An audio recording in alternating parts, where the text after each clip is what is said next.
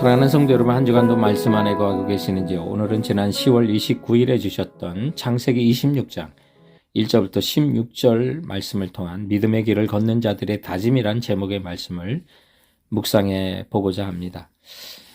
오늘부터 말씀은 이삭의 생애를 추적하게 되는데요.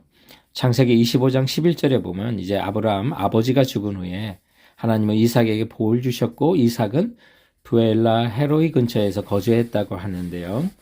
오늘 본문에는 이제 흉년이 들어서 그곳에서 그랄로 이사하고요.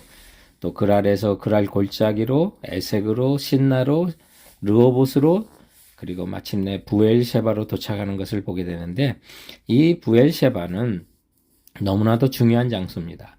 그래서 아브라함이 이삭 자신을 번제로 드리려 할 때 모리아산으로 출발했던 장소고요.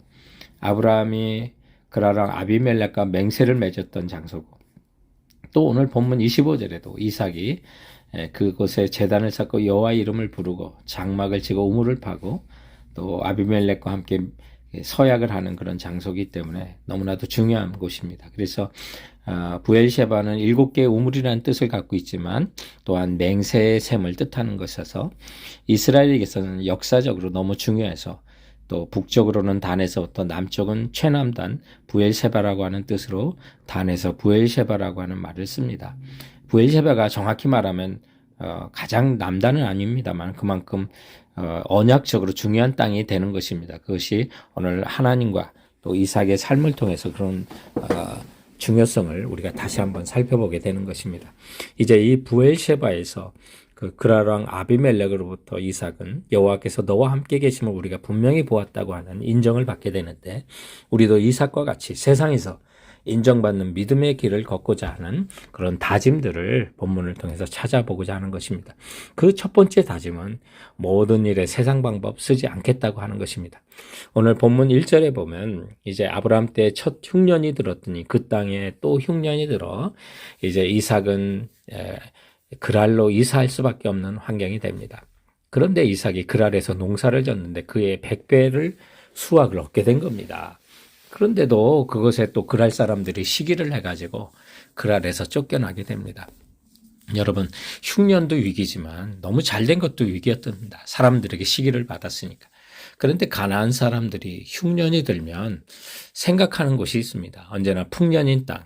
마르지 않는 나일강이 흐르는 애굽에만 가면 양식이 풍부했기 때문에 그래서 애굽으로 내려가고자 하는 유혹을 받았던 겁니다. 그런데 오늘 본문 2절에 보면 여호와께서 이삭에게 나타나 이르시되 애굽으로 내려가지 말고 내가 내게 지시하는 땅에 거주하라고 그랬는데 이게 영적으로는요. 가나안은 하나님이 약속하신 땅이고 애굽은 세상적인 것을 의미하고 있는 것입니다. 그러므로 우리가 일상의 삶이 어려움이 오거나 신앙생활에 어려움이 있어도 세상적인 방법 쓰지 않고 하나님의 은혜 안에 또 하나님의 말씀 안에 거하겠다고 하는 그 결심을 오늘 이 본문을 통해서 우리에게 하고 있는 것입니다. 우리가 하나님을 의지하지 않을 때는요. 위기가 찾아오고 오늘 아버지 아브라함 때 아내 사라를 뺏길 뻔한 것처럼 이제 이삭도 리브가를 뺏길 뻔한 그런 일들이 있는데 그 모든 원인이 정말 방심하다가 세상을 두려워했기 때문에 일어나게 되는 것입니다.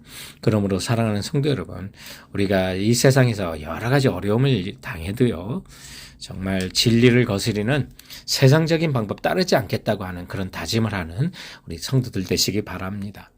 믿음의 길을 걷는 자들의 다짐 두 번째는 모든 일에 약속의 말씀을 붙들겠다고 하는 다짐이 필요한 것입니다. 진리를 거스르는 세상 방법을 따르지 않겠다고 결심한 것으로 모든 것이 되는 것이 아닙니다. 그럴 때마다 우리는 약속의 말씀을 붙들어야만 하는 것입니다. 이 넓은 시내를 건널 때도 징검다리가 있으면 빠지지 않고 걷는 것처럼 우리가 길고 긴 인생의 세월 속에 고통의 세월 속에 때로는 하나님이 세워주신 또 말씀하신 약속의 말씀을 붙드는 것은 반드시 필요한 것입니다. 오늘 본문 3절에 보면 하나님께서 이삭에게 약속을 주십니다. 이 땅에 거류하면 내가 너와 함께 있어 내게 복을 주고 내가 이 모든 땅을 너와 내 자손에게 주리라 하고 또 내가 내 아버지 아브라함에게 맹세한 것을 이룬다 그랬어요. 오늘 이 3절에만도 4가지 약속을 줍니다. 내가 너와 함께 하겠다. 내게 복을 주겠다. 이 모든 땅을 너와 내 자손에게 주리겠다. 그리고 내 아비 아브라함에게 맹세한 것을 이루어주겠다고 했는데 하나님께서 아브라함에게 맹세한 것은 뭐냐면 바로 4절입니다. 내 자손을 하늘의 별과 같이 번성하게 하며 이 모든 땅을 내 자손에게 주리니 내 자손으로 말미암아 천하 만민이 복을 받으리라고 한 것이었죠. 이 모든 약속들은 이삭이 어렵고 힘들 때마다 아마 생각했을 겁니다. 하나님이 나와 함께 하시겠다고 했어. 내가 복을 주시겠다고 했고 이 모든 땅을 나와 나의 자손에게 주리라 했어. 이렇게 여러분 그런 말씀들을 기억하며 그 어려움도 이겨냈을 것입니다. 이 세상에 가짜 사인판이 난무하는 시대입니다. 그러나 우리는 이때마다 진리의 약속의 말씀을 굳게 그때그때마다 주시는 것 우리가 늘 되새기고 그것을 붙들고 살아가 승리하는 성도들 되시기 바랍니다. 믿음의 길을 걷는 자들이 다진 본문이 가르치는 세 번째 교훈은 모든 갈등을 온유함으로 이겨내겠습니다 라고 하는 것입니다. 우리가 하나님의 약속의 말씀을 굳게 믿는다면 싸울 필요도 없는 겁니다. 마음의 여유를 가져야만 합니다. 여러분 오늘 이삭을 보면 모든 어려움과 갈등을 온유함으로 이겨내는 것을 보게 됩니다. 그 중동 땅은 또 사막은 물이 귀한 곳이니까요. 가는 곳마다 우물을 파야 했고 또 우물을 파도 한 50m는 파야 물이 나오는 그런 지역입니다. 그런데 가는 데마다 블레셋 사람들이 시기하여 흙으로 메꿉니다. 그런데 18절에 보면 그랄 골짜기에 가서는 아브라함이 팠던 우물을 다시 파는 거고요. 또 그랄 목자들이 와서 그 우물을 막습니다. 가는 데마다 그랬는데 우물이 잘 나오는데도 또 그 지역 사람이 와서 그 우물을 흙으로 메꾸는 것을 보게 됩니다. 이것은 오늘날 성령의 역사가 일어나 우리 마음속에 어떤 결단이 일어나면 사탄이 온갖 방법을 동원하여 은혜를 소멸시키는 것을 우리가 보여주는 그런 그림적인 말씀이라고 할 수가 있습니다. 그러므로 사랑하는 성도 여러분, 성령님께서 우리의 마음속에 또 부어주시는 그 생수가 쏟아나기 위해서는 마귀와 또 세상이 메꿔놓은 것을 파내야만 합니다.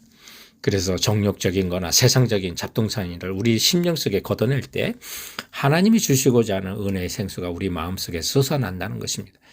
그리고 또한 하나님의 약속의 말씀을 굳게 믿으면 이삭은 이 그랄과 또 블레셋의 목자들의 방해에도 시종일관 온유함으로 반응하는데 이삭의 그 온유함에서 우리가 배울 수 있는 것 두 가지만 말씀을 통해서 찾아본다면 하나는 원망함이 없는 거고 또 하나는 다툼이 없는 겁니다. 온유함이란 그래서 정말 누구도 원망하지 않는 이삭의 모습을 봅니다. 그냥 뺏기고 떠납니다. 한 번도 또한 하나님을 원망하지도 않습니다.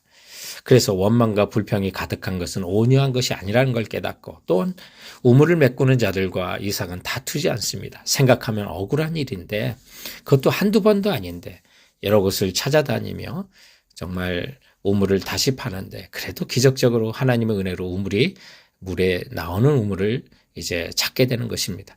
그래서 아비멜렉은 결국 이삭을 찾아와서 여호와께서 너와 함께 계심을 보았다고 그렇게 하지 않습니까? 이쯤 되면 이제 세상에서 인정받는 힘을 이삭이 갖는 건데 그러나 이때도 그들에게 30절에 보면 잔치를 베푸는 이삭의 그 모습을 보면서 성도 여러분 하나님은요 빼앗는 사람보다 양보하는 사람에게 복을 주시는 분임을 우리가 알게 됩니다. 그러므로 우리 인생이 에색이나 신나가 아니라 르봇이 돼야만 합니다. 여기 에색은 다툼이란 뜻이고 신나는 대적함이란 뜻인데요. 그러나 우리가 정말 다투고 대적할 때마다 자리를 피하십시오. 그럴 때 마침내 르봇을 찾아갑니다. 이 르봇은 넓은 곳이라고 하는 그런 뜻을 갖고 있고 바로 그 옆에 부엘셰바에 하나님이 지시하는 땅에 정착하게 됩니다. 정신없이 쫓겨다니다 보니까 하나님이 지시하는 땅으로 가고 또 넓은 땅으로 하나님의 약속의 땅으로 인도하셨던 겁니다. 그러므로 우리가 힘들고 어려울 때마다 여러분 정말 하나님의 약속을 믿고 정말 양보하시고 온유하게 대하십시오. 쫓겨가는 것 같아도 하나님이 예배하신 넓은 땅이 예배되어 있는 것입니다.